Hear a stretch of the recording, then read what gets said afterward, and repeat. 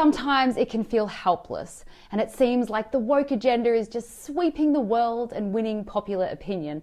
Well, I'm here to tell you today, no, I'm here to prove to you that wokeism is actually losing momentum at a monumental rate, and common sense is more common than ever. People are not falling for the propaganda that the mainstream media, the governments and big corporations are peddling every single day. There are plenty of examples just in the past year of major corporations being boycotted because of wokeism. Bud Light, Target, and Australia's grocery chain giant Woolworths. The big story here is not about boycotts though, it's about referendums. You see, there was one in Australia last October and one in Ireland just in March this year, a few months ago. I can prove with these results that your fellow countrymen and women in fact are not going along with the mainstream narratives at all. The thing they are guilty of is being quiet and keeping their opinions to themselves until it really matters. You see, referendums are a chance for regular people to voice their opinions in private without the risk of public scrutiny. That's when common sense pushes through all the narratives.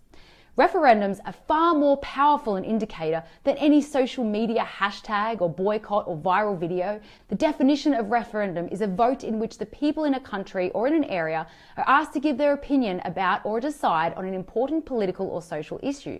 So let's get into the results of these two referendums that will hopefully restore your faith in humanity.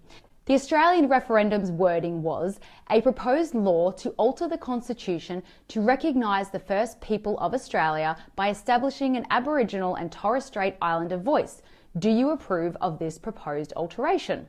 Australians actually had no idea what this even meant. What is a voice and what are we approving exactly? Anyway, I have no idea who actually knew, but I can at least say that the voters definitely did not know. Regardless of the topic itself, all mainstream media outlets, the current government, major corporations, celebrities and influencers were all pushing for the yes vote. The main narrative for the yes campaign was that if you voted no, you were a racist. But with all of that being said, Australia voted no. Now let's talk about the Irish referendum, which is much more exciting because the vote itself was wokeism on steroids. The referendum was to vote on two proposed wording changes to their constitution. The first change would include families which are not based on marriage. Now that was defeated with 67.7% voting no. The second change was about the role of women in the home and was defeated by 73.9% of voters rejecting it. In other words, they wanted to take women out of motherhood and marriage out of families.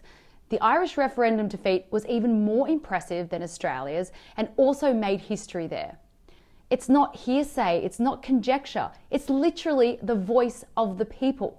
Most importantly, people got a chance to have their say without the risk of being cancelled, bullied or unfriended. Wokeism can seem to be louder sometimes, but not because it has more people behind it. It's just because the people pushing it are just louder. In conclusion, wokeism is losing momentum and common sense is winning. These referendums prove it. I want to finish by saying we shouldn't keep our common sense opinions quiet until we get a chance to vote on them in secret. Let's commit to not self-censoring anymore because it's becoming clearer every single day that we are the silent majority. And if we start speaking up, we can be the loud majority and drown out wokeism once and for all. This has been Monica for AW Today. See you next time.